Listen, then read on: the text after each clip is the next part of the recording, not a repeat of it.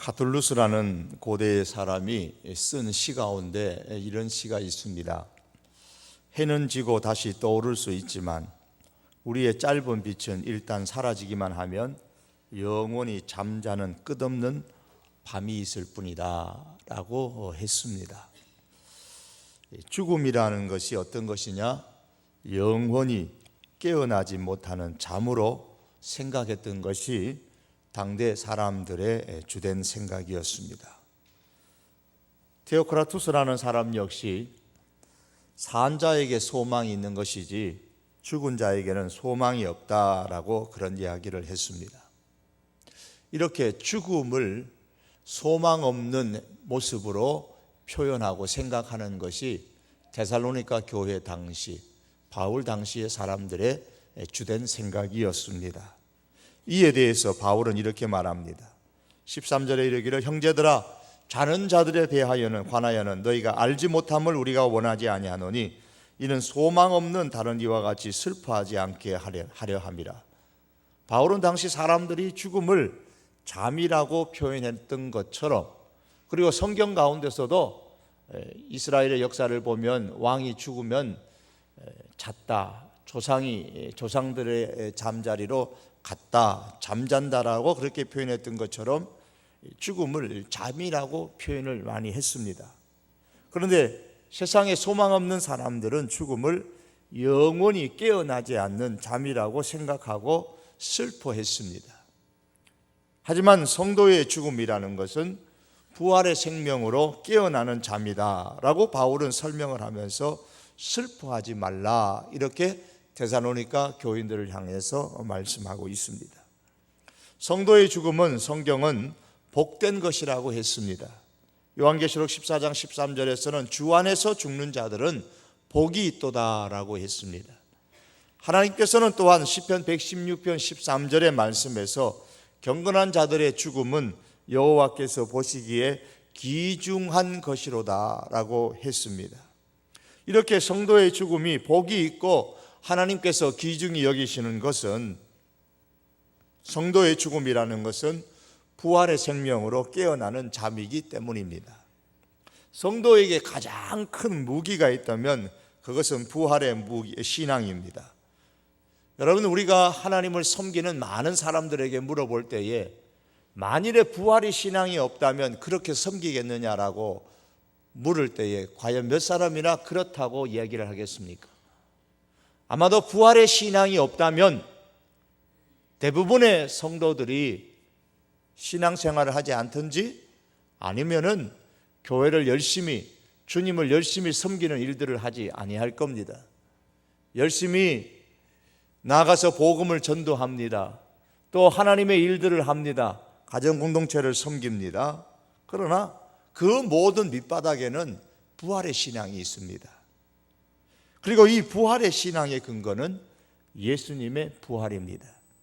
14절의 말씀 보시면 우리가 예수께서 죽으셨다가 다시 살아나심을 믿을진대 이와 같이 예수 안에서 자는 자들도 하나님이 그와 함께 데리고 오시리라. 여러분, 예수님께서 죽으셨다가 다시 살아나시는 것을 믿으시죠? 그렇다면 우리의 부활에 대해서도 믿으셔야 합니다. 14절에 다시 보시면 죽음 가운데서 예수님을 다시 살리신 하나님은 예수님을 믿고 죽은 사람들을 함께 데리고 오실 것이라고 했습니다. 고린도전서 6장 14절에서 성경은 말씀하기를 하나님이 주를 다시 살리셨고 또한 그의 권능으로 우리를 다시 살리시리라 했습니다. 하나님이 예수님을 살리신 것처럼 그 부활의 권능을 가지고 다시 우리도 살리신다고 했습니다. 또한 고린도후서 4장 14절 말씀에도 보면 주 예수를 다시 살리신 이가, 즉 주 예수를 다시 살리신 하나님이 예수와 함께 우리도 다시 살리사 하나님 앞에 서게 하실 줄을 아노라 그랬습니다. 예수님을 다시 살리신 하나님은 우리도 다시 살리셔서 하나님 앞에 서게 하십니다. 오늘 본문도 이 사실을 우리에게 말씀합니다. 예수께서 죽으셨다가 다시 살아나셨음을 진정으로 믿을진데 이것처럼 우리들도 하나님께서 다시 살리실 것이라, 다시 데리고 오실 것이라고 말씀합니다. 이 사실을 믿을 수 있기를 바랍니다. 그런데 언제 이런 일이 일어납니까? 예수님의 재림입니다. 이때는 세상의 종말입니다. 개인에게 죽음이 있는 것처럼 우주에 죽음이 있습니다. 우주에 종말이 있습니다. 시작이 있는 곳에 끝이 있고 알파가 있는 곳에 오메가가 있습니다. 성경은 전도서에서 항상 시작이 있고 끝이 있다고 말씀하고 있습니다. 이 우주의 종말은 개인의 죽음처럼 필연적으로 오게 될 것입니다. 그때에 예수님의 재림이 있을 것이라고 했습니다. 그런데 하나님이 누구를 데리고 오신다고 하셨습니까? 14절을 끝을 다시 보면 예수 안에 자는 자들이라 그랬습니다. 즉 예수님을 믿고 죽은 사람들을 잔다고 표현했고 예수 안에 자는 자들을 데리고 오시겠다고 하셨습니다. 그러므로 여러분, 내일 우리 개개인의 종말이 오든 아니면 우주의 종말이 오든 어떤 종말이 올지라도 13절의 말씀처럼 소망 없는 사람들처럼 슬퍼하지 말아야 됩니다. 소망 없는 사람들처럼, 죽음은 끝이라고 생각하는 사람들처럼 우리가 살지 말아야 합니다. 왜냐하면 만일 우주의 종말이 오기 전에 나 개인의 종말이나 죽음이 먼저 오면 14절의 말씀처럼 하나님께서 예수님과 함께 천국으로 데려가실 것이고 그 후에 예수님께서 재림하실 때에 하나님이 예수님과 함께 우리를 데리고 오실 것이기 때문입니다.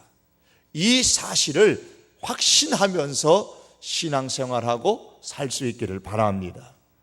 미국의 대통령이었던 존 퀸시 아담스가 80세의 고령이었을 때에 오늘 거리를 지나가고 있는데 그를 아는 분이 인사를 했습니다. 아담스 대통령님 안녕하십니까? 그 인사를 받으니 아담스가 인자하게 대답하면서 감사합니다. 존 퀸시 아담스는 무사합니다. 아주 잘 지냅니다. 그러나 그가 사는 집은 이제 황폐하여서 쓰러져 가고 있습니다. 기초가 흔들리고 있고요.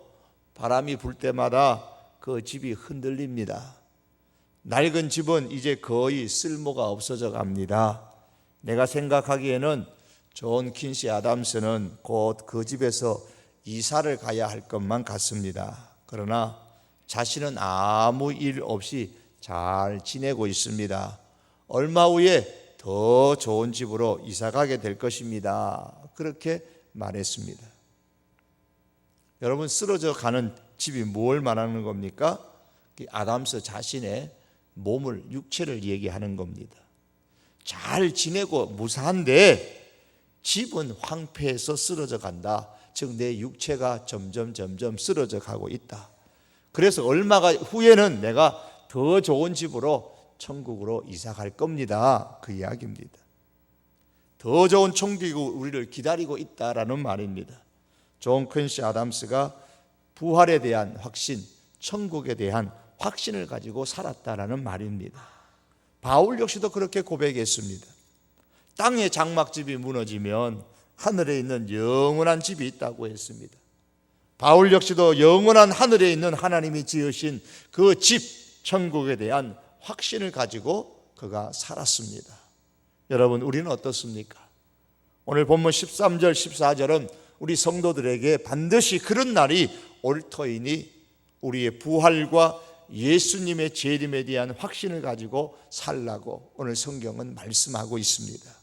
우리 모두도 이렇게 확신하며 살 수 있기를 바랍니다. 우리 예수님께서 재림하실 때에 어떤 일이 일어날까요?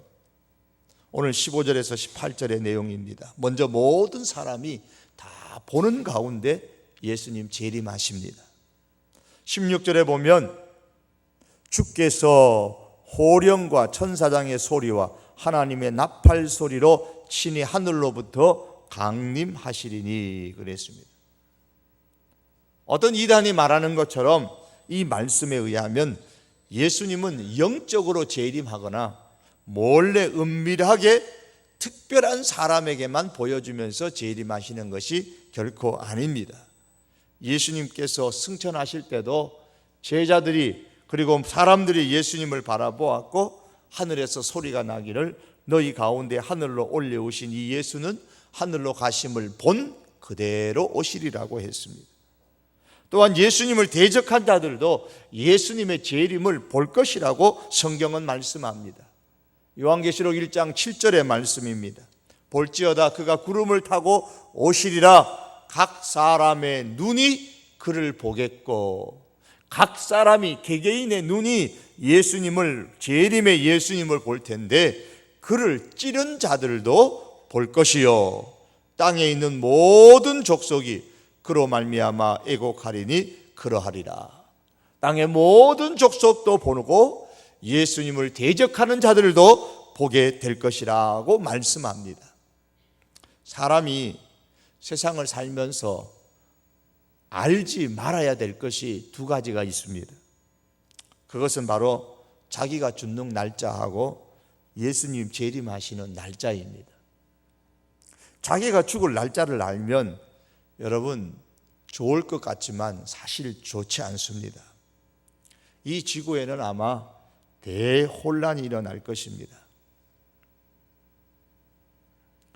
예수님 오실 날짜를 알면은 역시 엄청난 혼란의 일들이 일어나게 될 것입니다. 아마도 교회 나오는 사람들 모르기는 몰라도 절반 이상, 아마 그 이상이 줄어들지 않을까 싶습니다. 왜요? 예수님 재림 날짜 아니까 시컷 놀다가 예수님 오실 때쯤 회개하고 믿으려고 할 것이고, 또 자기 죽을 날짜 알면은 역시 마찬가지로 잘 놀다가 세상에서 마음껏 놀다가 죽을 날짜쯤 돼서 믿을 거니까 얼마나 혼란스러운 일들이 세상에 더 많이 일어나겠습니까? 세상이 더 악해질 것 같아요. 그러므로 내 죽음의 날짜와 예수님의 재림의 날짜를 모르고 사는 게 큰 복입니다.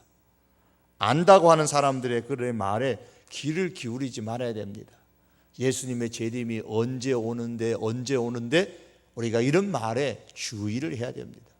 아직도 그런 말을 하는 사람들이 근자에도 있고 그런 말에 속아 귀를 기울이고 넘어가는 사람들이 많다는 사실입니다. 재림의 날짜는 모르지만 분명한 것은 예수님께서 재림하신다라는 사실입니다. 그리고 예수님의 재림을 모든 사람들이 다 보게 될 것입니다. 그럼 한 가지 질문하겠습니다. 예수님의 재림을 보지 못하고 먼저 죽는 사람하고 살아서 예수님의 재림을 보는 사람하고 누가 더 좋을까요? 질문이 어렵습니까? 바꿔서 할게요. 예수님의 재림을 보지 못하고 먼저 죽으면 살아서 예수님을 보는 사람들보다 어떤 불이익을 당할까요? 결론은 결코 불이익을 당하지 않는다는 겁니다.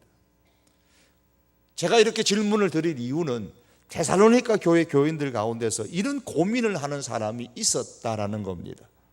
그래서 바울은 그들을 안심시키기 위해서 지금 이 말씀을 하고 있는 겁니다. 예수님의 재림 전에 먼저 죽더라도 결코 불이익을 당하는 일은 없을 것이다 라는 말입니다. 그러므로 주님을 위해서 살다가 때로는 환난을 당하고 예수님을 믿는 믿음 때문에 순교의 자리에 간다고 할지라도 두려워하지 말라는 말씀입니다. 그런 의미에서 바울은 예수님께서 재림하실 때에 그리스도 안에서 죽은 자들이 먼저 부활한다는 사실을 강조하고 있습니다. 16절에 보시면 그리스도 안에서 죽은 자들이 먼저 일어나고, 그리스도 안에서 죽은 자들이 먼저 일어난다. 16절 하반절 말씀이죠. 바울은 고백하기를 죽음이 나를 그리스도의 사랑에서 끊을 수 없다라고 말씀합니다. 예수님께서 재림하시기 전에 내가 죽어서 영과 육이 분리된지라도 예수님의 나의 육체가 썩고 또 모든 뼈가 흙으로 돌아간다고 할지라도 요즘처럼 과장을 해서 정말 내 모든 뼈가 다 가루가 되어져서 땅에 묻히든 물에 뿌려지든 그런다고 할지라도 예수님의 재림 때에는 재림을 알리는 나팔 소리와 함께 하나님의 창조의 능력으로 온 세상에 이미 그리스도 안에서, 예수 안에서 죽은 자들의 몸이 변화되어 분리된 영과 하나가 되어져서 새로운 부활체로 살아날 것입니다. 그럼 예수님께서 재림하실 때에 살아있는 사람은 어떻게 됩니까? 17절의 말씀입니다. 그 후에 예수님 재림하시기 전에 먼저 죽은 사람은 예수님 재림하실 때에는 먼저 부활할 것이고, 그 부활한 이후에 우리 살아남은 자도 저희와 함께 구름 속으로 끌어올려 공중에서 주를 영접하게 하시리니 그리하여 우리가 항상 주와 함께 있으리라. 성경에서 구름이라는 것은 하나님의 임재의 상징입니다. 그래서 구름 속으로 끌어올린다. 그래서 저 하늘에 있는 그 구름 속으로 이제 들어간다. 우리 그렇게 생각하시면 안 됩니다. 하나님은 이 구름 속에 가려져서 그 구름 속에서 하나님의 영광이 백성들에게 비추는 것이 전형적인 하나님의 임재의 방법입니다. 즉 하나님의 그 형상을 볼 수 없었다 그 말이죠. 항상 하나님은 구름으로 가려져 있었습니다. 그런데 구름 속으로 끌어올려졌다고 그랬습니다. 구름이 하나님의 모습을 감추고 있는데 구름 속으로 끌어올려졌습니다. 주님의 영광을 보게 될 것이죠. 그래서 공중에서 주님을 맞이하게 될 것이고 그 후에 주님과 함께 살게 될 것입니다. 이제 이 말씀을 가지고 많은 사람들이 이런저런 이야기를 합니다. 끌어올려, 이것을 신학적인 용어로 이제 휴거라라는 단어를 씁니다. 끌어올려 공중에서 영접한다고 해서 예수님 재림하실 때에 예수님을 믿는 살아있는 사람들이 다 하늘로 올라갈 것이다. 공중에서 예수님을 맞이해서 거기서 땅에서는 7년 대환란이 일어날 것인데 그 7년 대환란이 끝날 때까지 공중에서 주님과 더불어 머물기 때문에 성도는 이 7년 대환란을 당하지 않는다. 그렇게 주장하는 신학자들도 있고 또 그렇게 말씀하는 목회자들도 있습니다. 하지만 저는 그렇게 믿지는 않습니다. 믿고 싶으신 분은 그렇게 믿으십시오. 저는 그렇게 믿지는 않습니다. 성도는 예수님 재림하시기 전까지 환난을 당합니다. 그러나 하나님께서 감당할 힘을 주십니다. 오늘 본문이 말씀하시고자 하는 것은 휴거를 해가지고 환난을 피할 것이냐 아니면 환난을 당할 것이냐 그 말씀에 초점이 있는 것이 아닙니다. 초점은 예수님께서 재림하실 것이고 예수님 재림하실 때에 예수님 안에서 죽은 사람들이 먼저 부활하고 그 후에 예수님 재림하실 때에 살아있는 사람들이 재림, 즉 몸이 부활되어져서 부활체로서 예수님을 맞이하고 예수님과 더불어서 영원히 함께 살 것이다. 이 말씀을 강조하고 있는 겁니다. 그러므로 당시에 소망 없는 세상 사람들이 말하듯이 죽음은 영원히 깨어나지 못하는 잠이 아니라는 말입니다. 이걸 강조하고 있는 겁니다. 당대의 세상의 사람들은 죽음이라는 것은 영원히 깨어나지 못하는 잠과 같은 것이다. 그러니 소망 없다, 슬프다, 인생이 슬프고 죽음은 두렵고 고통스러운 것이다 라고 말하지만 바울은 그에 대해서 아니다라고 말씀합니다. 부활의 생명으로 깨어나서 부활된 몸으로 영원히 주님과 함께 살게 될 것이고 주님이 재림하시기 전에 죽는다 할지라도 어떤 불이익도 당하지 아니하고 주님 재림하는 그때는 가장 먼저 부활되는 영광을 누리게 될 것이다. 이것을 강조합니다. 이것이 부활 소망이요 재림 신앙입니다.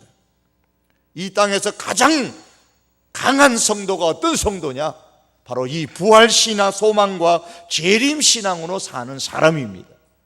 여러분, 우리가 하나님의 교회를 섬기고 복음을 위해서 일하고 살아갈 때에 무엇보다도 우리가 지치지 아니하고 끊임없이 끝까지 주님의 일에 매진할 때에 가져야 될 신앙이 바로 이 부활신앙과 재림신앙입니다. 부활의 소망과 이 재림의 신앙으로 든든하게 무장되어진 우리 믿음의 식구들이 될 수 있기를 바랍니다. 여러분, 그렇다면 죽음이 영원히 깨어나지 못하는 잠이라고 확신하고 살아가는 사람과 부활의 생명으로 깨어나는 잠이라고 확신하고 살아가는 사람은 분명히 살아있을 때의 삶에 대한 자세와 삶의 내용이 달라야만 정상인 겁니다. 분명히 그렇죠. 그러면 재림신앙을 가진 사람, 죽음이라는 것은 부활의 생명으로 깨어나는 잠이라고 생각하는 사람, 부활의 신앙을 가지고 살아가는 사람은 어떻게 살아가야 됩니까? 천군 천사들의 나팔 소리와 함께 우리 예수님 재림하실 때 우리가 부활한다라는 이 부활 신앙으로 이 땅을 살아가는 사람이 어떻게 살아야 하느냐 말입니다. 오늘 1절에서 12절의 말씀이 그에 관한 말씀을 주고 있고 5장 1절에서 11절 말씀도 그에 관한 말씀을 주고 있습니다. 오늘은 4장 1절에서 12절 말씀만 아주 간략하게 말씀을 드리기를 원합니다. 1절의 말씀입니다. 4장 1절은 이렇게 말합니다. 그러므로 형제들아, 1절 한번 보시겠습니다. 데살로니가전서 4장 1절입니다. 다 같이 한번 함께 읽겠습니다. 그러므로 형제들아, 우리가 끝으로 주 예수 안에서 너희에게 구하고 권면하노니 너희가 마땅히 어떻게 행하며 하나님을 기쁘시게 할 수 있는지를 우리에게 배웠으니 곧 너희가 행하는 바라 더욱 많이 힘쓰라. 이미 데살로니가 교회 성도들은 하나님을 기쁘시게 하는 신앙생활을 하고 있습니다. 1절 하반절에서 바울은 너희가 행하는 바라 그랬습니다. 뭘 행한다는 말입니까? 어떻게 행하며 하나님을 기쁘시게 할 수 있는지 이렇게 행하고 있다는 겁니다. 하지만 더욱 많이 힘쓰라 그랬습니다. 행하고 있다고 해서 자랑하지 말고 행하고 있다고 해서 이제 이만하면 됐다고 생각하지 말고 더욱 많이 힘쓰라 그랬습니다. 신앙생활에는 이만하면 됐다는 것이 결코 없습니다. 재림신앙을 가진 사람은 항상 이 질문을 던지고 삶으로 대답을 해야 됩니다. 어떻게 행하면 하나님을 기쁘시게 할 수 있을까? 어떻게 살면 하나님을 기쁘시게 할 수 있을까? 이미 데살로니가 교회 교인들은 하나님을 기쁘시게 하는 삶을 살려고 행하고 있습니다. 하지만 바울은 다시 권면하기를 더 많이 힘쓰라고 했습니다. 더 많이 하나님을 기쁘시게 하는 삶을 살려고 힘쓰라고 했습니다. 우리 사랑하는 성도교회 교우들 가운데서도 데살로니가 교인들 뿐만 아니라 우리들도 여러분 속에서도 하나님을 기쁘시게 하는 삶을 사시는 분이 많이 계신 줄 압니다. 우리 성도들 가운데도 그렇게 살아가는 분들이 많습니다. 그러나 여러분, 그것으로 이제 이만하면 됐다고 생각하지 말고 오늘 성경 말씀처럼 우리가 부활의 신앙을 갖고 재림의 신앙을 갖고 소망을 갖고 산다면 더욱 많이 힘쓰는 그런 삶이 될 수 있기를 바랍니다. 어떻게 행하면 하나님을 기쁘시게 할 수 있을까요? 오늘 1절에서 12절에 보시면 세 가지 대답을 주고 있습니다. 하나는 먼저 거룩함에 힘쓰라 그랬습니다. 왜 거룩함에 힘써야 되느냐? 3절에 보니까 하나님의 뜻은 이것이니 너희의 거룩함이라. 하나님의 뜻이기 때문에 거룩하게 살라고 말씀하고 있습니다. 따라서 이 거룩함을 버리는 것은 8절의 말씀에 보면 뭐라고 했습니까? 그러므로 저버리는 자는, 즉 이 거룩함을 저버리는 사람은 사람을 저버림이 아니요 너희에게 그의 성령을 주신 하나님을 저버림이니라. 다시 말해서 거룩함을 저버리고 살아가는 사람은 결코 신앙생활 할 수 없습니다. 왜요? 하나님을 저버리는데 무슨 신앙생활을 할 수 있겠습니까? 하나님을 저버리는 것입니다. 그런데 오늘 바울은 거룩함을 먼저 가정에서부터 실천하라 그랬습니다. 부부 사이에서부터 실천하라 그랬어요. 4절의 말씀에 보시면 각각 거룩함과 존귀함으로 자기의 아내 대할 줄을 알라 그랬습니다. 자기 아내를 거룩함으로 대하라 그랬습니다. 3절에 보면 거룩함을 말씀하고 나서 이어서 곧 음란을 버리고 그랬죠. 그리고 음란이라는 것은 5절의 말씀처럼 색욕, 즉 성적인 욕망을 따르는 행동입니다. 그래서 거룩함을 지킨다라는 말을 힘쓴다는 것은 결코 성적인 욕망을 따르지 않는 것을 말합니다. 특별히 아내에게 이것을 지키라라는 말씀은 부부 사이에서 성적인 거룩함을 지키라라는 말씀입니다. 왜 바울이 이 말씀을 하고 있냐면 데살로니가 교회 당시에 헬라의 신전들은 부패와 향락과 음란의 소굴이었습니다. 하나님을 모르는 이방인들은 이 같은 세격을 쫓아서 근친 상관, 불륜을 예사롭게 행하고 우상 숭배한다는 이유로 음란한 삶을 살아갔습니다. 데살로니가 도시는 헬라 신화의 본거지인 올림푸스 산이 있었습니다. 거기에서 각종 신전들이 있어서 음란한 우상 숭배 의식이 거기서 매일매일 행해졌습니다. 그러다 보니까 데살로니가의 이 도시의 그 시민들은 그 같은 생활이 오히려 정상적인 것처럼 그렇게 인식하며 살아왔습니다. 교회의 일부 성도들도 이러한 사회의 영향을 받아서 음란의 죄를 아주 대수롭지 않는 것으로 생각하는 경향이 있었던 겁니다. 그래서 바울은 이방인들처럼 세욕을 따라 음란을 행하는 것은 하나님이 기뻐하지 않는 것이므로 이런 음란을 버리고 거룩함을 지키되 특별히 부부 사이에서부터 이 거룩함을 지키라라고 말씀하고 있는 겁니다. 여러분, 어찌 데살로니가 교회 그 도시뿐이겠습니까? 오늘 이 시대도 역시 마찬가지입니다. 재림의 신앙, 부활의 소망을 가진 사람일수록 음란을 버리고 이 시대의 음란을 버리고 세격을 쫓아가는 그런 성적인 행동을 버리고 우리가 거룩함을 쫓아가는 것이 바로 재림의 신앙, 재림의 소망을 가진 성도의 모습입니다. 하나님이 기뻐하시는 모습이에요. 어떻게 행하면 하나님을 기쁘시게 할 수 있을까? 더욱 사랑하라 그랬습니다. 더욱 서로 사랑하라. 10절의 말씀이죠. 10절에 보면 너희가 온 마게도냐 모든 형제에 대하여 과연 이것을 행하도다. 형제들아 고나노니 더욱 그렇게 행하고. 더욱 그렇게 뭘 행한다는 말입니까? 9절의 말씀에 끝에 보면 서로 사랑함이라. 하나님의 가르침을 받아 서로 사랑함이라. 내가 너희가 서로 사랑하는 것을 안다. 너희의 사랑의 수고가 온 마게도냐 이 도시에 다 퍼져 있는 소문난 것도 안다. 그런데 다시 내가 너희에게 원하노니 더욱더 그렇게 서로 사랑하기에 힘쓰라 라고 말씀을 했습니다. 그리고 마지막 세 번째에 11절의 말씀입니다. 우리 다 같이 한번 함께 읽겠습니다. 또 너희에게 명한 것 같이 조용히 자기 일을 하고 너희 손으로 일하기를 힘쓰라. 계속입니다. 이는 외인에 대하여 단정히 행하고 또한 아무 궁핍함이 없게 하려 함이라. 어떻게 행하면 하나님을 기쁘시게 할 수 있을까요? 재림 소망을 가진 사람, 재림 희망을 가지고 살아가는 사람은 세상을 살아가는 동안에 자기 손으로 일하는 데 힘써야 됩니다. 힘써서 일하셔야 됩니다. 이렇게 바울이 말하는데도 이유가 있습니다. 당시 데살로니가 교회 안에는 예수님 재림하신다는 재림 신앙과 종말이 온다라는 사실을 믿는 사람들이 있었습니다. 성도들이 그걸 믿는데 그것을 핑계 삼아서 이렇게 말하는 겁니다. 예수님 곧 오실 텐데 뭐 일은 뭐하러 하나? 이단들이 늘 하는 말이 그거잖아요. 예수님 언제 오시니까 재산 팔고 집 팔고 다 팔아갖고 모여라 그렇게 말하잖아요.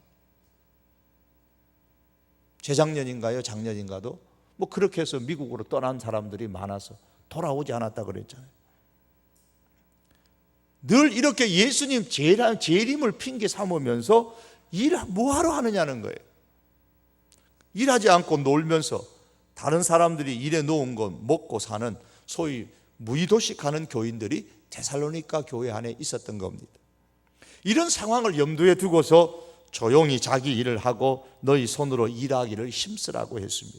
여기서 조용히라는 말은, 조용히 자기 일을 하라는 말은 말썽 피우지 말라는 말입니다. 다른 사람들에게 해를 끼치는 그런 행동을 하지 말라는 겁니다. 사람들 열심히 일하는 사람들 찾아가지고 예수님 곧 재림하실 때 일하면 뭐하냐, 일하지 말아라. 자꾸 사람들을 부추긴단 말입니다. 그런 행동을 하지 말라는 겁니다. 타인에게 폐를 끼치는 그런 일을 하지 말고 열심히 일하라 그랬습니다.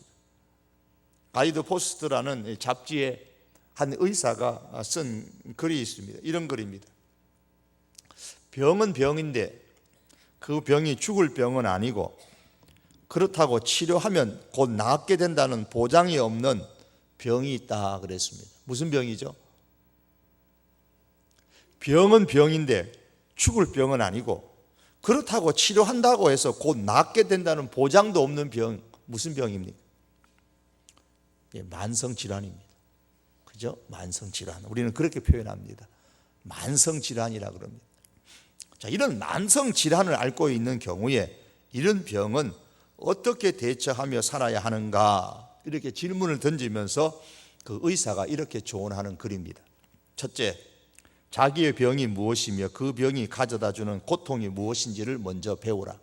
두 번째, 그 병이 죽을 병은 아니기에 그 병과 함께 적당히 살아가는 법을 터득하라.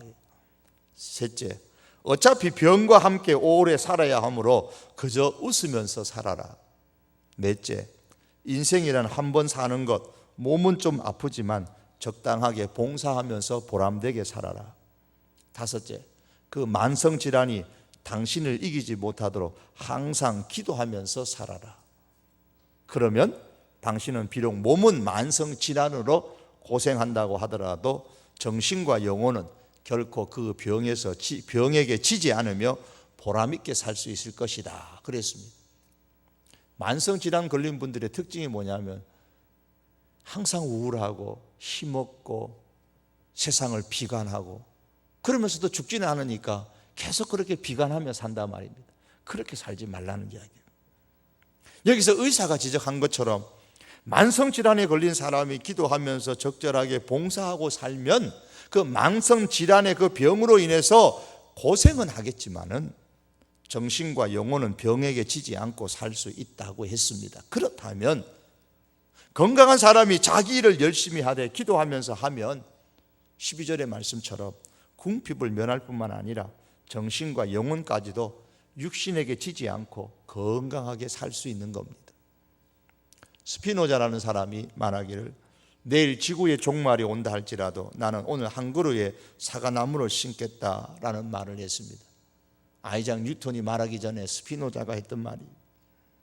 성도는 내일 오늘 밤이 지나고 내일 새벽에 우리 예수님 오신다고 할지라도 오늘 내게 맡긴 일을 충실하게 감당하겠다는 뜻을 품고 자기 손으로 열심히 일해야 합니다. 이게 성도의 신앙의 자세입니다. 우리가 직장에서 맡은 일이 있으면, 사업하는 일이 있으면 그 일을 내일 세상이 끝나더라도 오늘 열심히 해야 되고, 우리가 하나님의 교회에서 맡은 일이 있으면 내일 예수님 재림한다 할지라도 오늘 열심히 그 일을 감당을 해야 하는 것입니다. 이것이 재림 신앙을 가진 부활의 소망 가운데 살아가는 성도의 자세, 하나님을 기쁘시게 하는 삶의 모습인 겁니다. 그러므로 성도 여러분, 우리는 예수님의 재림이 내일 온다고 할지라도 오늘 내게 맡겨진 그 일들을 부지런히 힘써서 감당하는 사람들이 될 수 있기를 바랍니다. 그뿐만이 아닙니다. 재림신앙을 가졌다는 핑계로 놀고 그렇게 할 것이 아니라 부지런히 자기 일을 해야 될 또 하나의 이유가 있는데, 그것은 열심히 자기 일을 하게 되면 믿지 않는 사람들로부터 존경을 받게 되고 자기 자신은 남의 신세를 지지 않고 경제적으로 독립해서 살 수 있기 때문입니다. 12절의 말씀이죠. 이는 외인에 대하여 단정히 행하고 또한 아무 궁핍함이 없게 하려 함이라. 왜 힘써 일해야 되느냐? 이는 왜냐하면 그 이유는 말씀합니다.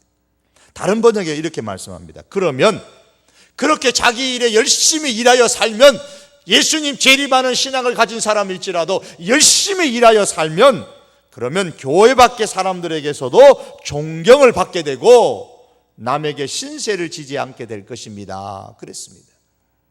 내일 예수님께서 오신다고 할지라도 오늘 열심히 자기 일을 하는 사람은 세상 사람들로부터 품위 있는 행동을 한다는 인정을 받고 존경을 받게 되고, 남에게 폐를 끼치지 않고 신세지지 않고 살게 됩니다. 이 사실을 우리가 깊이 생각을 해야 됩니다.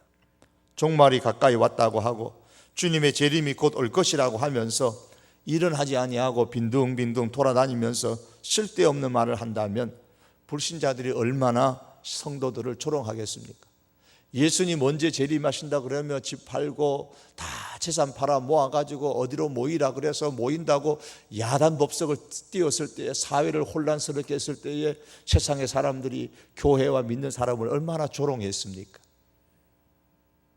우리는 무슨 일을 한다고 할지라도, 어떤 일을 만난다고 할지라도, 여러분 어떤 이단이 예수님 언제 재림하시니 다 쌓아 모아가지고 모이라고 한다 할지라도 교회 밖에 불신자들에게도 품위 있는 사람으로 처신해야 됩니다.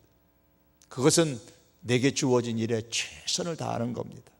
신앙의 건덕을 세우는 사람들이 될 수 있어야 됩니다.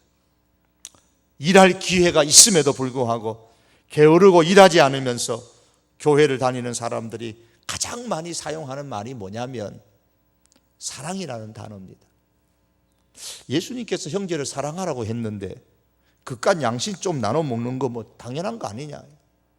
예수님 형제를 사랑하라고 그랬는데 당신은 신앙이 좋다고 그렇게 신앙생활 하면서 돈 좀 빌려달라니까 왜 돈은 안 빌려주느냐고. 우리가 그렇게 사랑을 빌미로 그런 말을 사용해서는 안 됩니다.